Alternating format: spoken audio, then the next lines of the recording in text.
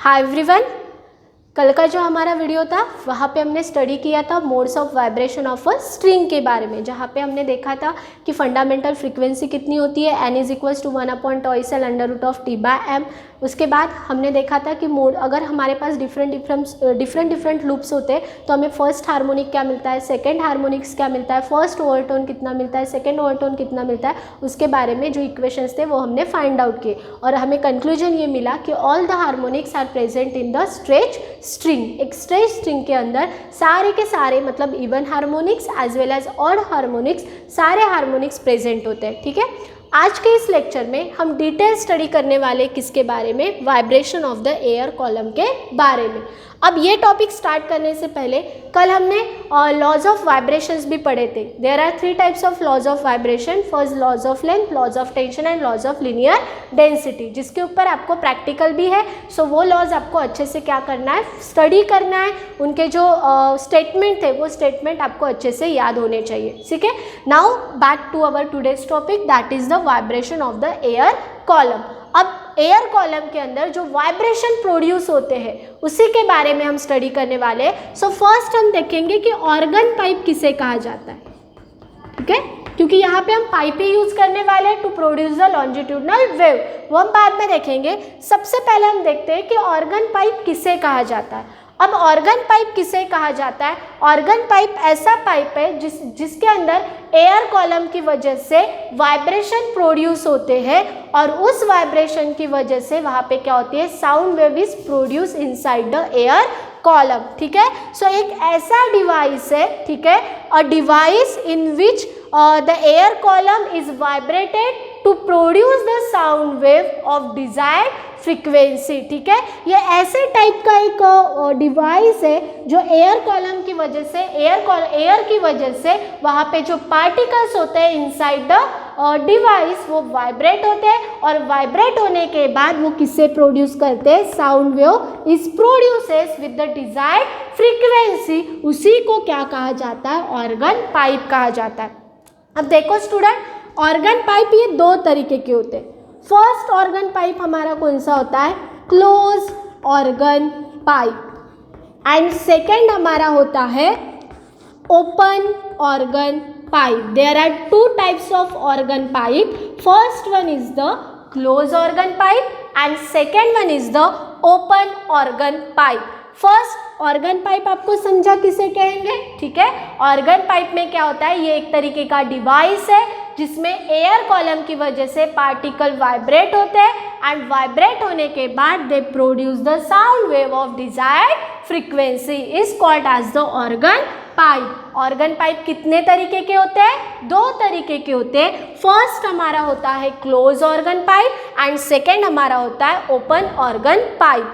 अब close organ pipe किसे कहा जाता है, देखो स्टूडेंट, ये मैं यहाँ पे पाइप ड्रॉ कर रही हूँ जहाँ पे पाइप का एक एंड क्लोज होता है और एक एंड क्या होता है, ओपन होता है। ऐसे टाइप के पाइप को क्या कहा जाता है, क्लोज ऑर्गन पाइप कहा जाता है, जिसमें क्या रहेगा, एक एंड हमारा हमेशा क्लोज रहेगा, वेयर एज जो सेकेंड एंड, क्योंकि पाइप को 2 एंड होते हैं, ठीक है, सभी को पता है। सो उसमें से फर्स्ट एंड अगर उसका क्लोज रहा और सेकेंड एंड अगर ओपन रहा, सो ऐसे पाइप को हम क्या कहेंगे, क्लोज ऑर्गन पाइप कहेंगे। सो फिर ओपन ऑर्गन पाइप किसे कहेंगे, वेरी सिंपल, यहाँ पे क्लोज, एक साइड से क्लोज है दूसरे साइड से open, so close organ pipe. Open organ pipe किसे कहेंगे, जो दोनों भी साइड से क्या होता है, ओपन होता है। So this is nothing but the organ pipe. So first organ pipe which is produce the sound wave of desired frequency. Here there are 2 types, close and open. अब देखो स्टूडेंट,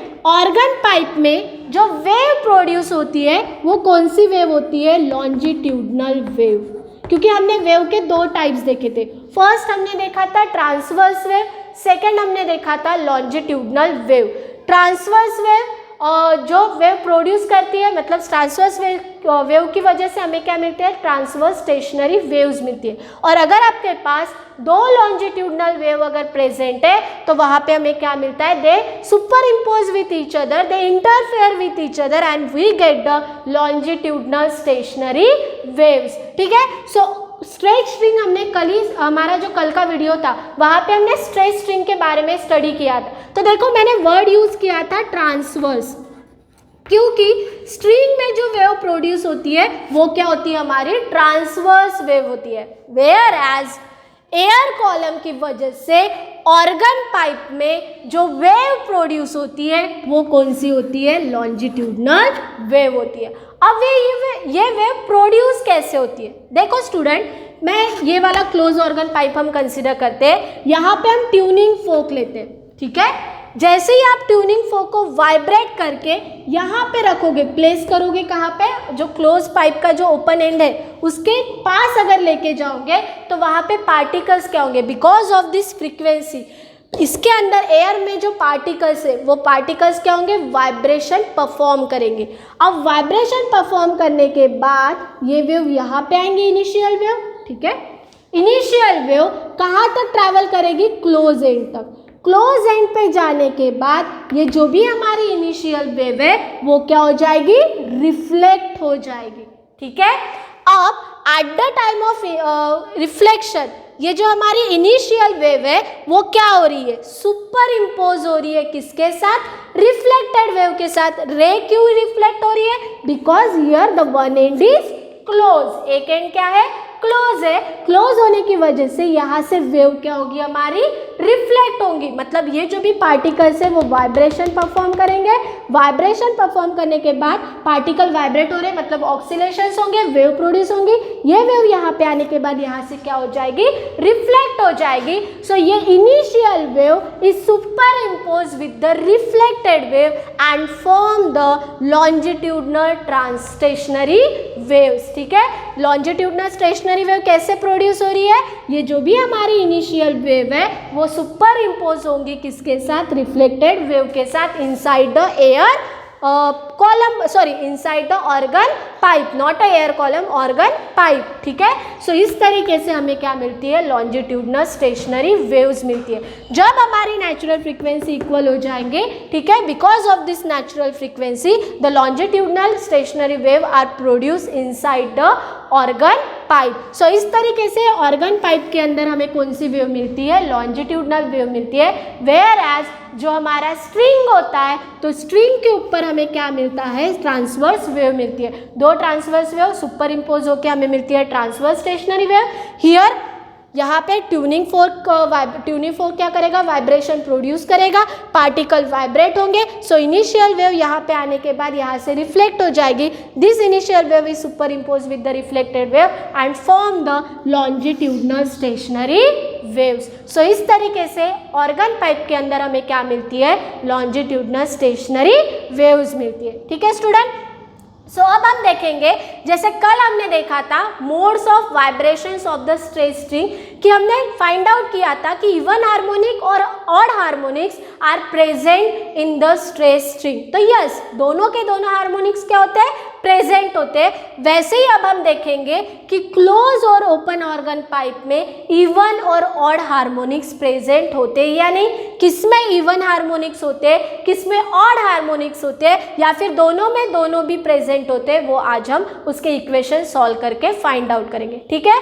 सो पहले आपको ये समझा कि ऑर्गन पाइप क्या होता है, which produce the sound wave of desired frequency. उसके दो type, close and open. Close one and close रहेगा, एक एंड ओपन रहेगा, ओपन में दोनों भी एंड क्या रहेंगे, ओपन रहेंगे। And in the organ pipe the longitudinal stationary waves are produced because the initial wave is superimposed with the reflected wave and produce the longitudinal stationary waves. Now we see the first closed organ pipe and then we see the open organ pipe.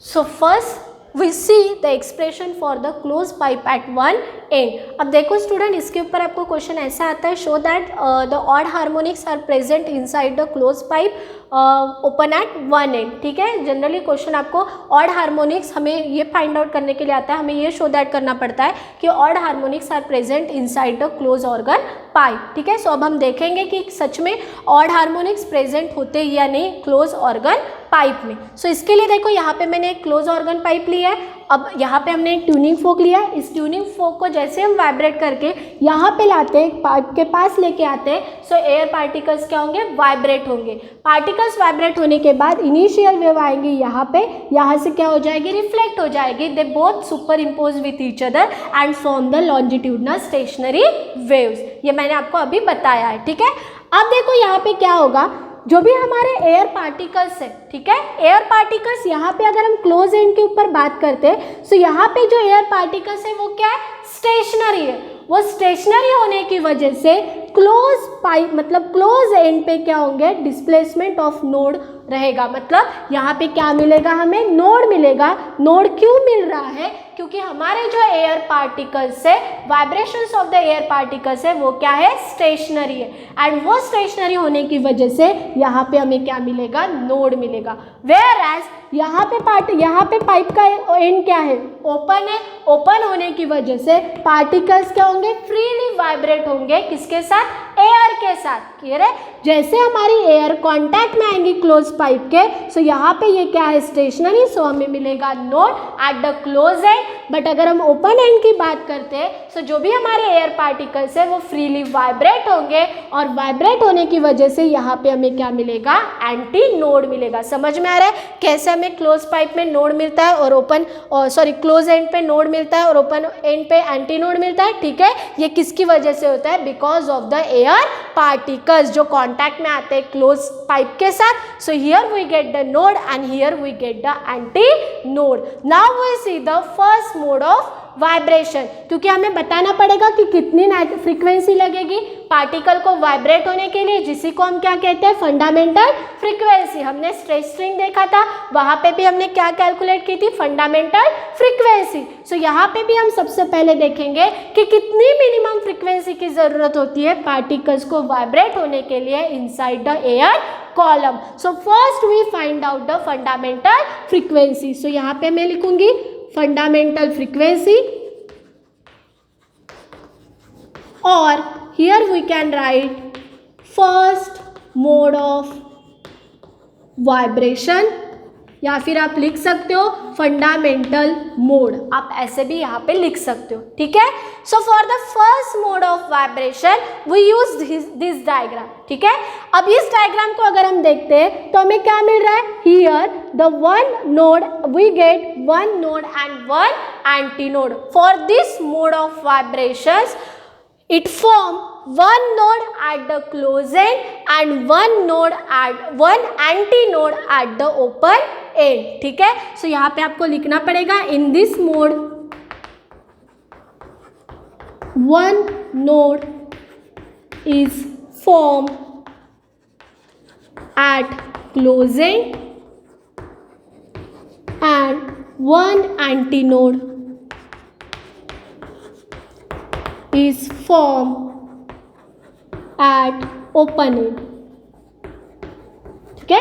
Then हमने जो consider किया है वो लिखेंगे, let capital L is equals to length of column, then lambda wavelength, उसके बाद velocity भी present रहेंगी। So V is the wave velocity and N is the fundamental frequency. So, अब देखो, we know that the wave velocity of the transverse wave कितनी होती है, V is equals to under root of T by M, वो तो हमारी second हो गई। बट यहाँ पे जो हम वेव वेलोसिटी यूज करेंगे वो कितनी रहेंगे, V is equals to N lambda. So here the velocity of the wave, वो वेलोसिटी किसके लिए होती है, under root of T by M for the transverse wave के लिए होती है। यहाँ पे जो वेलोसिटी रहेंगी क्या रहेंगी, therefore the velocity of wave in a tube is given by, क्या रहेगा, V is equals to N lambda, but lambda by 4 is equals to what, capital L। सो यहाँ पे हम लिख सकते हैं but L is equals to lambda by 4, so we get lambda is equals to 4L। तो हमें क्या मिलेगा, यहाँ पे 4 इस साइड चला जाएगा, सो लैम्बडा इज इक्वल्स टू कितना मिलेगा 4L। अब ये वैल्यू को पुटअप करते हैं यहाँ पे, so V is equals to क्या रहेगा, n इंटू लैम्बडा की वैल्यू कितनी रहेंगी 4L, so 4L multiply by n, so n is equals to what, V divided by 4L। So this is our fundamental frequency, this is our first fundamental frequency और we can call it as a first harmonic. ठीक है, so particle को vibrate होने के लिए जो minimum frequency लगेंगी वो मिनिमम फ्रीक्वेंसी कितनी रहेंगी, V/4L, जिसी को हम क्या कहते हैं, फंडामेंटल फ्रीक्वेंसी और फंडामेंटल मोड और first mode of vibration. Now we calculate the second mode of vibration, that is called it as the first overtone and second harmonic.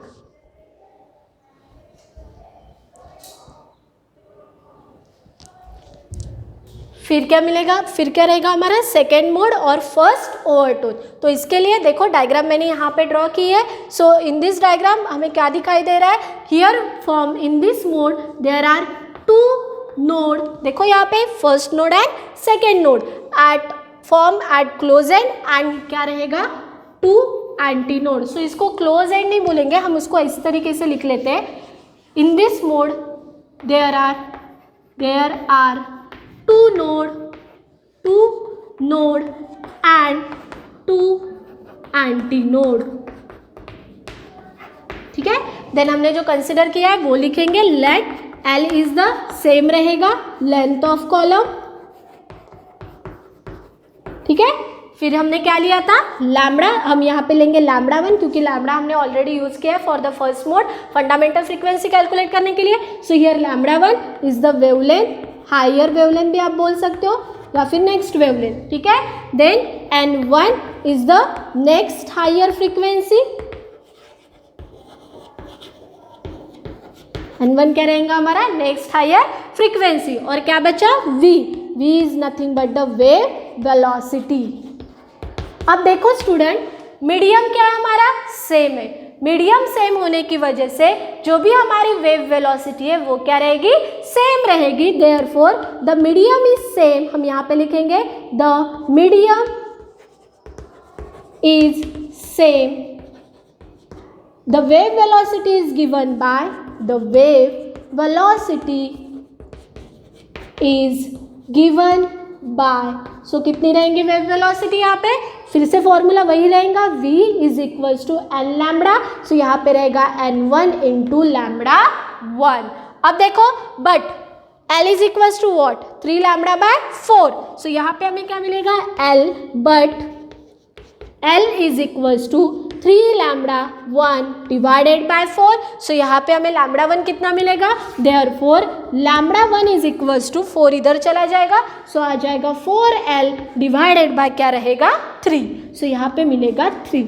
Put this value in given equation, so v is equals to क्या मिलेगा, therefore v is equals to n1 मतलब रहेगा 4L divided by 3 into n1, हमें calculate करना है n1, सो 3 ये इधर चला जाएगा, सो n1 इज इक्वल्स टू कितना मिलेगा 3v डिवाइडेड बाय 4L। और देखो 3v divided bye v divided by 4L is nothing but what, अब भी हमने सॉल्व किया फंडामेंटल फ्रीक्वेंसी या फिर जिसे को क्या कहा जाता है first mode of vibration. Therefore n1 is equals to क्या मिलेगा 3n। सो जो भी हमारी नेक्स्ट हायर फ्रीक्वेंसी है वो क्या होती है दिस नेक्स्ट हायर फ्रीक्वेंसी, और the second mode is 3 times greater than the fundamental frequency. हम ऐसा लिख सकते हैं कंक्लूजन, जो भी हमारा सेकेंड मोड है this second mode is 3 times greater than the fundamental frequency. और हमें क्या मिल रहा है यहाँ पे, जो भी हमारा फर्स्ट ओवरटोन है this first overtone is corresponding with the third harmonics. अब हमें ये मिल चुका है,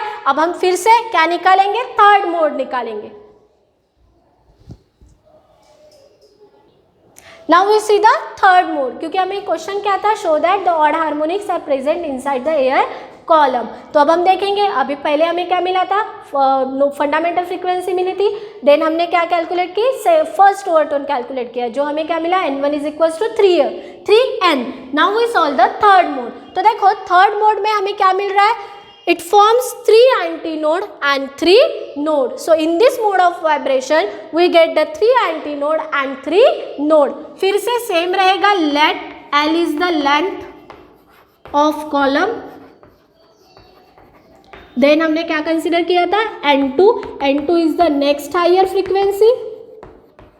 उसके बाद λ2 is the wavelength, higher wavelength or next wavelength, and last v is the wave velocity which is same, क्योंकि मीडियम हमारा क्या है, सेम है. Therefore हम फॉर्मूला लिखेंगे, therefore the wave velocity is given by, the wave velocity is given by, क्या होती है wave velocity, v is equals to n2 into λ2. ठीक है, बट λ2 यहाँ पे हमें पता है लेंथ ऑफ एयर कॉलम ये इक्वल है किसके साथ, 5 λ/2 डिवाइडेड बाय 4 के साथ. सो λ/2 इज इक्वल्स टू क्या मिलेगा, 4l डिवाइडेड बाय 5. सो ये वैल्यू पुटअप करते हैं यहाँ पे. So v is equals to क्या मिलेगा, 4l divided by 5 into n2. हमें कैलकुलेट क्या करना है, n2. सो इसको शिफ्ट कर देंगे. So n2 is equals to what, 5v divided by 4l, और 5v divided by 4l is nothing but fundamental frequency. So n2 is equals to क्या रहेगा, 5n. सो इसको अगर ऑब्जर्व करते हो तो हमें क्या दिखाई दे रहा है कि जो भी हमारा थर्ड मोड है, this third mode, the frequency of the third mode is 5 times greater than the fundamental frequency. और साथ ही साथ हम ऐसा बोल सकते हैं कि जो भी हमारा सेकेंड ओवरटोन है, this second overtone is corresponding with the क्या बोल सकते हैं हम, थर्ड हार्मोनिक्स. ठीक है, वहाँ पे जो भी हमारा फर्स्ट ओवरटोन था वो करस्पॉन्डिंग था सेकेंड हार्मोनिक्स के साथ. यहाँ पे जो भी हमारा सेकेंड ओवरटोन है वो करस्पॉन्डिंग है किसके साथ, थर्ड हार्मोनिक्स के साथ. और जो भी हमारी ये फ्रीक्वेंसी है फंडामेंटल दिस हायर फ्रीक्वेंसी, वो 5 टाइम्स ग्रेटर है किसके साथ, फंडामेंटल फ्रीक्वेंसी के साथ. सो अब हमें क्या मिला, फर्स्ट हमें मिला n,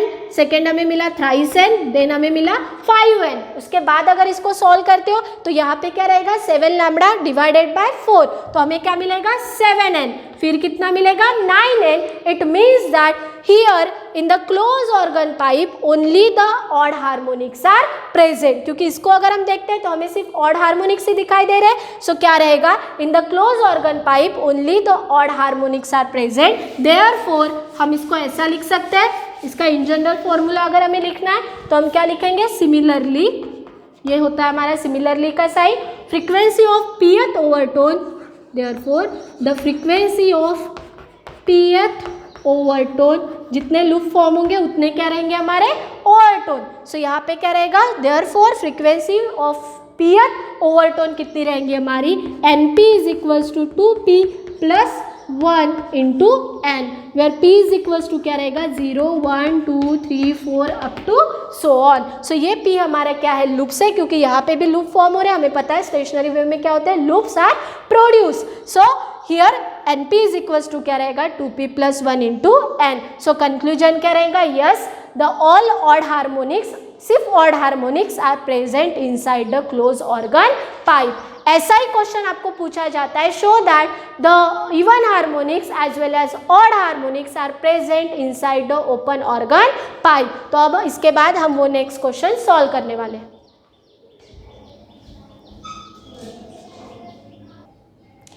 अब हम देखने वाले हैं expression for the open pipe at the one end. इसके पहले हमने क्लोज पाइप फिनिश किया, now we see the open pipe, क्योंकि मैंने बताया ऑर्गन पाइप के 2 टाइप्स होते हैं, क्लोज एंड ओपन. तो दोनों के लिए आपको क्वेश्चन पूछे जाते हैं, वो डिपेंड होते हैं हार्मोनिक्स के ऊपर, even harmonics as well as odd harmonics, whereas string में दोनों होते हैं. ठीक है, सो हमें यहाँ पे क्या करना है, एक्सप्रेशन फाइंड आउट करना है ओपन ऑर्गन पाइप के लिए. तो यहाँ पे मैंने एक ओपन ऑर्गन पाइप कंसिडर किया है. सो सबसे पहले हम फाइंड आउट क्या करते हैं, पार्टिकल को वाइब्रेट करने के लिए जो मिनिमम फ्रीक्वेंसी लगती है, जिसी को हम क्या कहते हैं, fundamental frequency. So first we calculate the fundamental frequency, जिसी को क्या कहा जाता है, फर्स्ट मोड और फंडामेंटल मोड. सो यहाँ पे अगर हम देखते हैं तो हमें क्या दिखाई दे रहा है कि here in this organ pipe which is open at both the end, the node is form at the centre and the antinode is formed at the ends of the pipe. ठीक है, सो हम लिखेंगे in this mode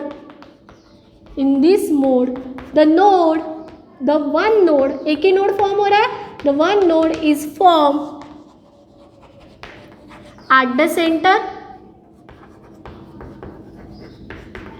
and two antinode are formed at the open end.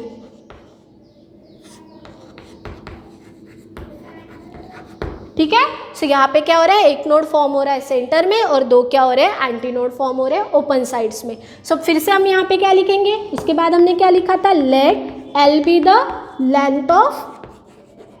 Length of air column. Then हमने क्या लिखा था, N हमारी क्या थी, फंडामेंटल फ्रीक्वेंसी, और आप इसको लोएस्ट फ्रीक्वेंसी भी बोल सकते हो, फंडामेंटल फ्रीक्वेंसी. उसके बाद क्या था, दोनों के लिए ये सेम ही रहेगा, वेव कैसे प्रोड्यूस होंगी जो मैंने इसके पहले बताया, तो फिर से रिपीट नहीं करूँगी. Then lambda is equals to क्या रहेगा, वेवलेंथ. उसके बाद हमने क्या लिया था, v is nothing but the wave velocity. So wave velocity कितनी होती है, therefore the wave velocity is given by the wave velocity is given by क्या रहेगी, v is equals to N lambda, but l is equals to what, वहाँ पे देखो lambda by 2.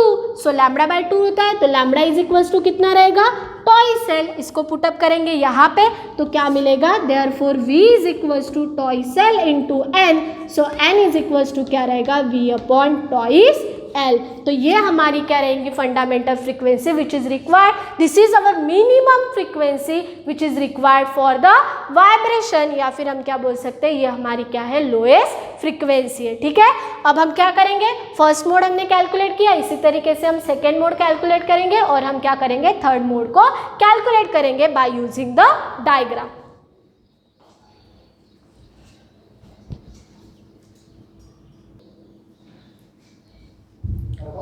सो इस figure को अगर हम ऑब्जर्व करते तो इस मोड में हमें क्या मिल रहा है, there are 3 antinode and 3 node. So क्या लिखेंगे, in this mode 3 antinode and 3 nodes. ठीक है, फिर से हम क्या लिखेंगे, let L be the length of column. उसके बाद क्या है, N1 is the next higher frequency.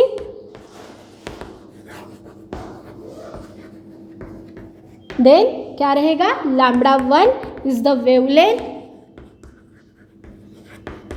Then क्या आएगा, उसके बाद हमने क्या लिया था, velocity. So this is our wave velocity. अब मीडियम क्या है, सेम है, तो वेव वेलोसिटी क्या रहेगी, सेम रहेगी. Therefore the wave velocity is given bye the wave velocity is given by, यहाँ पे लेंथ कितनी रहेंगे हमारे, lambda 1. So v is equals to n1 into lambda 1, but l is equals to what, lambda 1. So v is equals to क्या मिलेगा, n1 into l. Therefore हमें क्या मिलेगा यहाँ से, n1 is equals to v by l. अब देखो यहाँ पे मैं क्या करती हूँ, 2 से मल्टीप्लाई करते. अगर मैंने 2 से मल्टीप्लाई किया तो इक्वेशन क्या हो रहा है, चेंज हो रहा है. इक्वेशन चेंज नहीं होना चाहिए. सो 2 से हम मल्टीप्लाई भी करेंगे, साथ ही साथ 2 से क्या करेंगे, divide.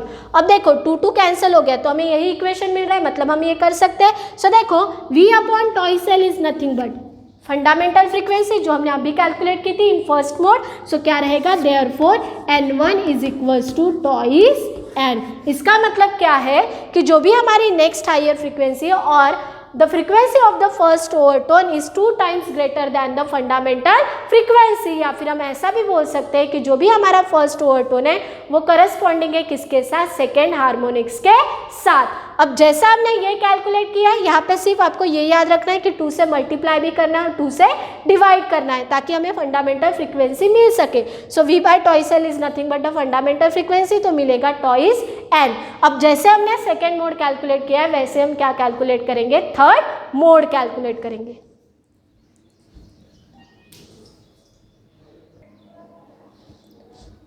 So for the third mode और सेकेंड ओवरटोन हम डायग्राम को देखते हैं तो हमें क्या दिखाई दे रहा है, हियर 1 2 3 4 एंटीनोड एंड 3 नोड। तो क्या लिखेंगे in this mode here 4 antinode and 3 nodes. ठीक है, फिर से हम क्या लिखेंगे, L is the length of column, then क्या रहेगा N1 is the next higher frequency,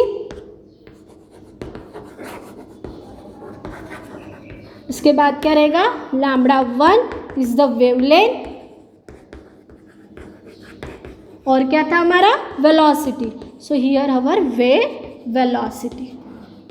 सो फिर से मीडियम इज सेम, तो वेव वेलोसिटी क्या रहेगी, सेम रहेंगी। Therefore wave velocity is given by, wave velocity is given by कितनी होती है, v is equals to n2 λ2। ठीक है, बट लेंथ हमें कितनी दी है, L is equals to 3 λ2 divided by 2। So क्या मिलेगा, λ2 is equals to twice L divided by 3। इसको हम पुटअप करेंगे यहाँ पे, तो क्या मिलेगा, therefore v is equals to क्या रहेगा, twice L divided by 3, twice L divided by 3 into n2। Therefore n2 is equals to कितना रहेगा, 3v divided by twice L, और v divided by twice L is nothing but fundamental frequency. So n2 is equals to क्या मिलेगा, 3n मिलेगा।